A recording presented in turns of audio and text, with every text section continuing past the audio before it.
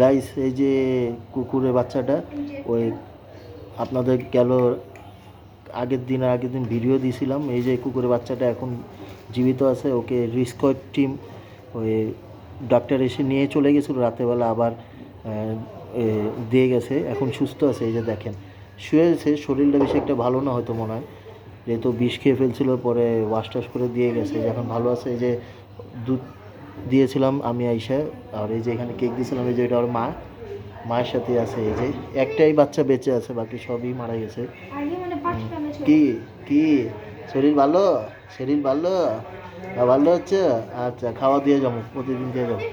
তো গাইস আপনাদের আল্লাহর কাছে অশেষ রহমত, যে আল্লাহর রহমতে ভালো আছে। এই যে শুয়ে রয়েছে, আসলে অসুস্থ আছে এখনও, শুয়ে রয়েছে।